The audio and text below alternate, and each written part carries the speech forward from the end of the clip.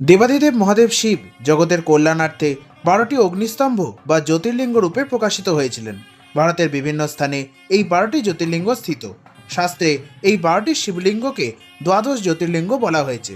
এই 12টি জ্যোতির্লিঙ্গের মধ্যে সপ্তম হল ভারতের দক্ষিণের তামিলনাড়ু রাজ্যের রামেশ্বরম দ্বীপের শ্রী রামনাথ স্বামী জ্যোতির্লিঙ্গ মন্দির। এই মন্দিরের ইতিহাস অতি প্রাচীন। বাল্মীকি রামায়ণ, আধ্যাত্ম রামায়ণ, স্কন্দ পুরাণ, শিবপুরাণ প্রভৃতি গ্রন্থে এই মন্দিরের উল্লেখ আছে।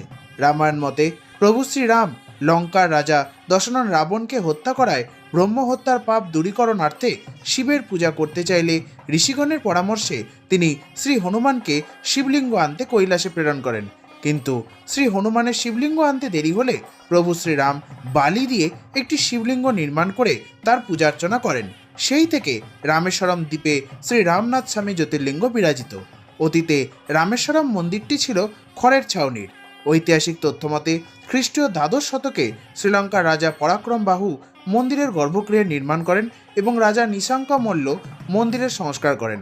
চতুর্দশ শতকে জাফনার রাজা জয়ভীরা সিনকারাইয়ান মন্দিরের গর্ভগৃহের তথা 15 শতকে রাজা গুণভীরা সিনকারাইয়ান মন্দিরের আরও সংস্কার করেন। ঐতিহাসিক নথিমতে দিল্লি সুলতানের সুলতান আলাউদ্দিন খিলজি সেনাপতি মালিক কাফুর রামেশ্বরম মন্দিরে আক্রমণপূর্বক সেটি ধ্বংস করেন।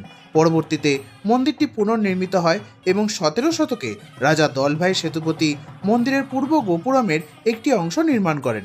কিন্তু 1622 খ্রিস্টাব্দ থেকে 1624 খ্রিস্টাব্দের মধ্যে পর্তুগিজরা এই মন্দিরটি ধ্বংস করে। 17 শতকেই রাজা কিসবান সেতুপতি রামেশ্বরম মন্দিরের পুনর্নির্মাণ করেন।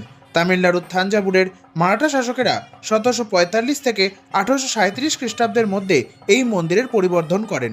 রামেশ্বরম মন্দিরটি দ্রাবিড় স্থাপত্য শৈলীতে নির্মিত ও মন্দিরের গর্ভগৃহে শ্রীরামের তৈরি এবং শ্রী হনুমানের আনা দুটি শিবলিঙ্গই বিরাজিত। এই মন্দিরে 3টি করিডোর বা দীর্ঘ পথ আছে, যার মধ্যে তৃতীয় করিডোরটি সুপ্রসিদ্ধ তথা সুদীর্ঘ। তৃতীয় করিডোরটিতে 1000-এর অধিক স্তম্ভ রয়েছে এবং এই দীর্ঘ পথটি 18 শতকের শেষ দিকে রাজা মথুরামালিঙ্গ সেতুপতি নির্মাণ করেন। রামেশ্বরম মন্দিরে মহাদেব ও দেবী পার্বতী শ্রী রামনাথ স্বামী এবং দেবী পর্বতবর্ধিনী নামে পূজিত হন। এই মন্দিরে মহাশিবরাত্রি, নবরাত্রি, পোঙ্গল, দীপাবলি, থিরুকল্যাণম প্রভৃতি উৎসবে অগণিত ভক্তের সমাগম ঘটে।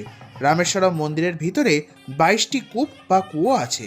সনাতনী হিন্দুদের আস্থা বিশ্বাসের কেন্দ্রস্থল শ্রী রামেশ্বরম জ্যোতির্লিঙ্গ মন্দির। হর হর মহাদেব।